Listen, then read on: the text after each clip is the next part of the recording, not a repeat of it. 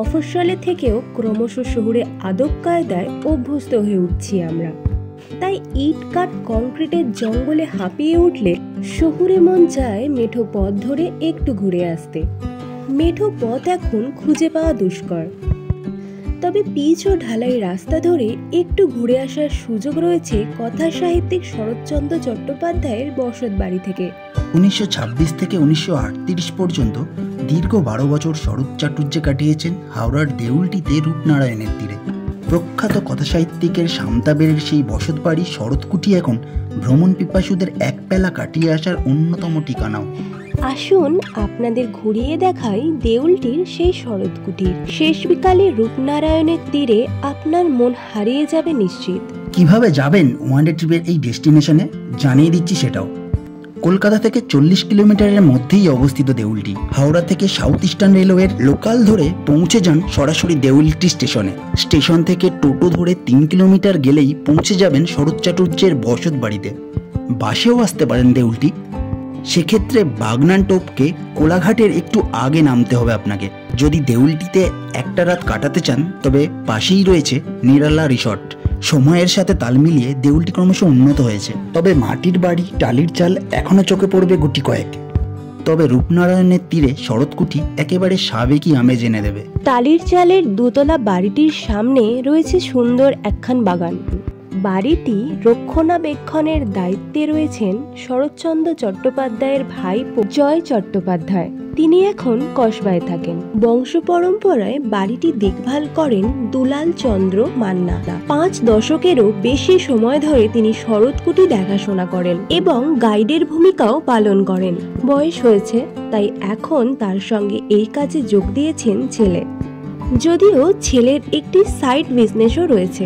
রূপনারায়ণের তীরে পিকনিক আয়োজন করতে চাইলে আপনারা যোগাযোগ করতে পারেন তার সঙ্গে। এমনকি সেখানে যদি হোমস্টের খোঁজ করেন তবে তারও ব্যবস্থা করে দিতে পারেন দুলাল বাবুর ছেলে। নম্বর পেয়ে যাবেন আমাদের ভিডিওতে। আমরা বংশ পরম্পরা ধরে বাড়ি দেখাশোনার দায়িত্বে রয়েছে। ওনার নাতি থাকেন কলকাতা কসবায়। নাতির নাম জয় চট্টোপাধ্যায়। উনি আমার বাবার উপর এবারই টোটাল দায়িত্ব দিয়ে রেখেছেন। আমার সাথে যোগাযোগ করতে হলে আমার যোগাযোগের নাম্বারটি হলো 8537998629। শরৎকুটি প্রসঙ্গে আসা যাক। রাস্তার পাশেই মূল ফটকের দুপাশে শরৎবাবুর লেখা কয়েকটা লাইন চোখে পড়বে। কাগজ ফুলের গাছে ঢাকা দরজা টপকে ভিতরে প্রবেশ করলেই চোখে পড়বে সাজানো গোছানো বাগান, যেখানে রয়েছে শরৎবাবুর আবক্ষ মূর্তি। দুতলা বাড়িটি আপনাকে ফিরিয়ে নিয়ে যাবে 20 শতকের গোড়ার দিকে। একেবারে বাঁদিকেই ছোট্ট একটি ঘর, যে ঘরে বসে লেখালেখি করতেন শরৎচন্দ্র চট্টোপাধ্যায়। চেয়ার টেবিল এখনো যথাস্থানেই রাখা রয়েছে। সামনে ছোট্ট একটি জানালা, সেই জানালা দিয়েই দেখা যেত রূপনারায়ণ। কালের নিয়মে নদী এখন সরে গিয়েছে অনেকটা, এখন আর জানালা দিয়ে চোখে পড়ে না তার জলরাশি। লেখার ঘরে এখনো রাখা রয়েছে শরৎবাবুর ইজি চেয়ার, রয়েছে জুতো জোড়া ও ছড়ি, আর রয়েছে স্মৃতিবিজড়িত কিছু ছবি। পাশের ঘরটি আরো বেশি তাৎপর্যপূর্ণ, কেননা শুধু বাংলা সাহিত্যেই নয় বরং ভারতের স্বাধীনতা সংগ্রামেও বড় প্রভাব রয়েছে এই ঘরটির। রাসবিহারী বসু, বাঘা যতীনের মতো বিপ্লবীরা রাতের আঁধারে নদীপথে আসতেন এই ঘরে। ঘরটি ছিল বিপ্লবীদের গোপন আস্তানা। শরৎবাবু লেখালেখির পাশাপাশি হোমিওপ্যাথি চিকিৎসাও করতেন। গ্রামের গরিব মানুষদের সেবায় তিনি ব্যস্ত থাকতেন সদা। এখনো এই ঘরে রয়েছে ওষুধের শিশি, আরাম কেদারা, আর রয়েছে বেলজিয়াম কাঁচের আয়না ও শতাব্দী প্রাচীন একটি ঘড়ি, যা এখনো টিকটিক শব্দে প্রহর গণনা করে চলেছে। চিত্তরঞ্জন দাস যখন ইংরেজদের হাতে গ্রেপ্তার হয়েছিলেন, বাড়ির রাধাকৃষ্ণ ঠাকুর দিয়ে গিয়েছিলেন শরৎবাবুকে। সেই রাধাকৃষ্ণের মূর্তির এখনো নিত্য পুজো হয় এই শরৎকুটিতে। বাড়ির পিছনে রয়েছে ধানের গোলা, রান্নাঘর এবং বাথরুম। শৌখিন বাড়িটির উপরের তলার চারদিকেই রয়েছে বারান্দা। সামনের বারান্দা এখন টুরিস্টদের ছবি তোলার সেরা জায়গা। পাশের বারান্দা থেকে দূরে দেখা যায় রূপনারায়ণ।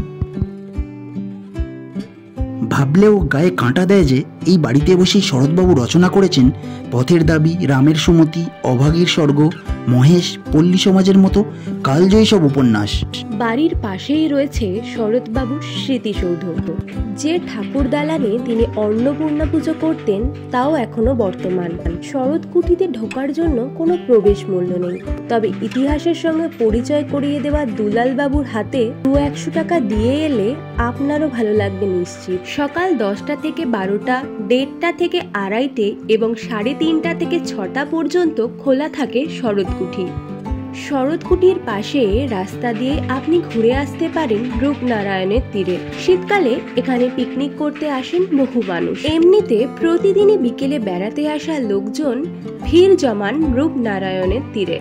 আইসক্রিম থেকে পাপড়ি চাট, ফুচকা থেকে ভুট্টা, বেশ কিছু ফেরিওয়ালা পসার সাজান নদীর তীরে। আজকের ভিডিওটি এইটুকুই। আবার দেখা হবে অন্য কোনো গন্তব্যের গল্প নিয়ে। ভিডিওটি যদি আপনার ভালো লাগে তাহলে চ্যানেলটি সাবস্ক্রাইব করে পাশে থাকার অনুরোধ রইল। ধন্যবাদ।